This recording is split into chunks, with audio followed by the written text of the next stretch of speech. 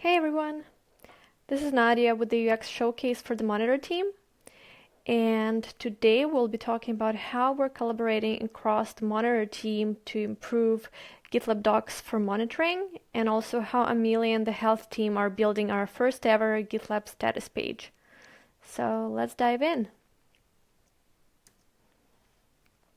So let's talk about GitLab docs for monitoring first. And for a little background, monitoring the performance of an application is an extremely important step in making sure of its availability and reliability.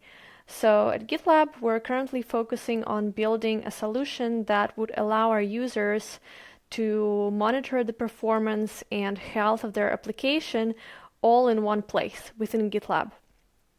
For example, one of the many reasons for using GitLab versus multiple other tools for monitoring is to reduce context switching during such stressful times as incident triage and resolution, because our users have to process very large amounts of information in a very short period of time when they're performing incident triage. So GitLab's monitoring features include things like metrics dashboards, logs, tracing, incident management, error tracking, and more. And most of the categories are currently viable. And you can learn more about the different categories that we have, product direction, and their maturity at this link that I provided in this slide. So we know that enabling the monitoring features and instrumenting one's application to achieve observability is a very difficult and confusing task, especially for those doing it for the first time. And coincidentally, being pretty new at GitLab, I was also doing it for the first time. So it was a great opportunity for me to document the process for enabling monitoring in GitLab. And to document all the spots where I stumbled, where I felt like I didn't have enough information to proceed with the process as someone who's doing it for the first time.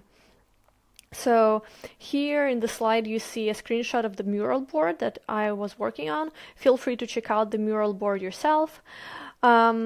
And I documented all the flows, and the red post-it notes that you see here are all the points where I felt confused, or I thought that our users might feel confused because either there's no good documentation or just there are some weird twists and turns in the flow itself, in how we're approaching this workflow for enabling monitoring. So after looking at this, we asked ourselves a question: how can we make it easier to enable monitoring in GitLab? And turned out that documentation for enabling monitoring in GitLab is very, very lacking. Yet we believe that it's an extremely important part of the product, especially at its current maturity level. So we really need to leverage good documentation to guide our users in the process, to help them, especially those users enabling monitoring for the first time, instrumenting their application for the first time. Documentation is really key, and it's also something that came up in the research that we've been doing around instrumentation. So as the first step, before we go on to tinker with the actual process for enabling monitoring, which we are planning to do, but as the first step, we decided to tackle the poor documentation.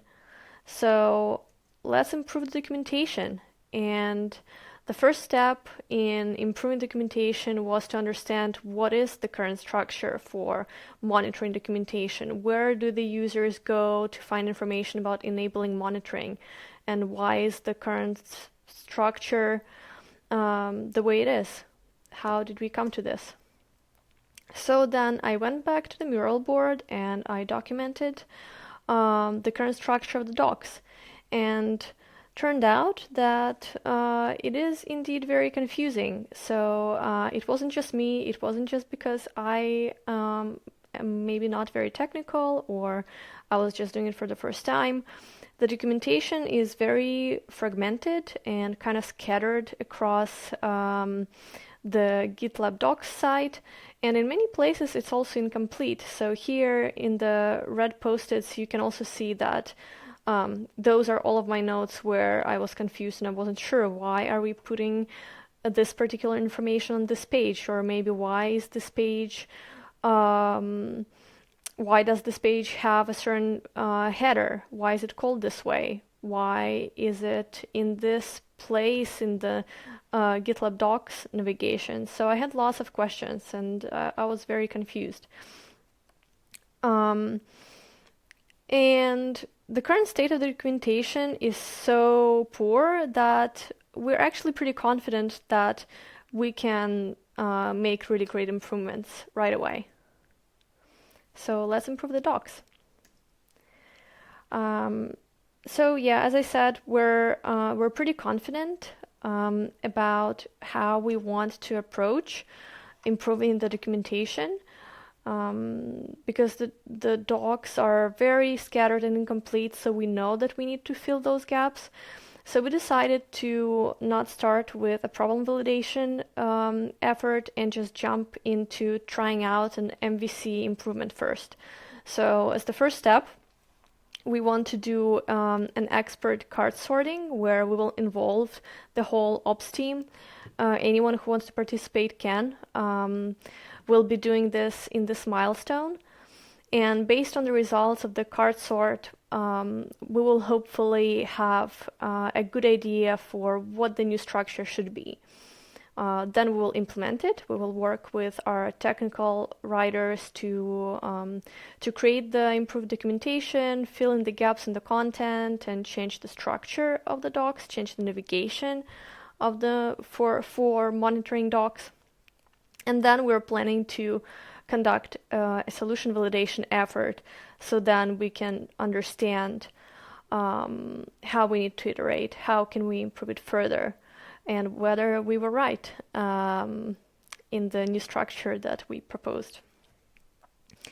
So you can learn more about this effort in this epic that I linked in this slide. And now let's move on to another very exciting project, which is the status MVC page. So the health team have been working to create incident management features in GitLab. But the problem was that our own infrastructure team couldn't dogfood them. And dogfooding the incident management features is the first step for us to gather important feedback. It was deemed too risky to use GitLab.com to monitor GitLab, so some other tools and processes were put in place instead. So we asked ourselves, as a team, how can we better enable the infra team to dogfood our incident management features? So in the end, it was decided that we will have a separate instance, ops.gitlab.net.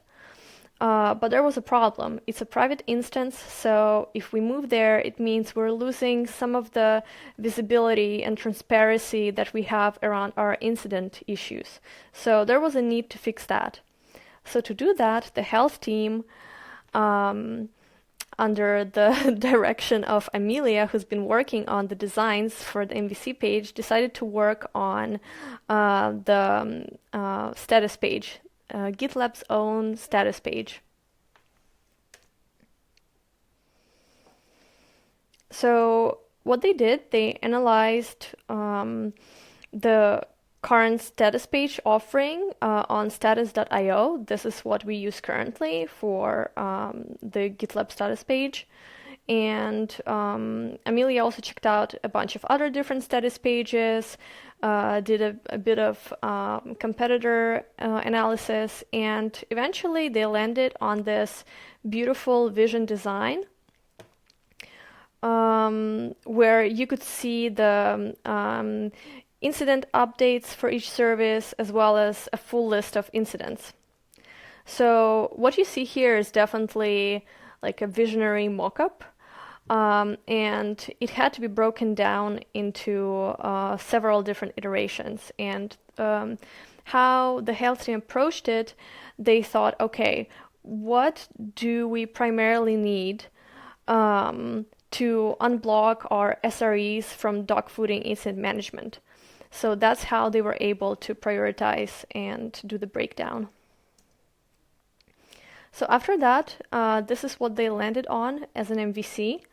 Turned out that the incident detail page was the most important, so they're prioritizing this first. And the list page was determined to be a lower priority. So as you can see, the MVC was simplified quite a bit. So this is the final breakdown, and the MVC will be completed in 12.9, so it's almost completed now. The first MVC, the second MVC will be worked on in 12.10, and then after that, the health team will be gathering some feedback from the infra team and then focus on getting the status page to viable. Thank you so much. Please let me know if you have any questions. Feel free to reach out to Amelia and I, and we'll make sure to get back to you and provide more details if you'd like. Thank you.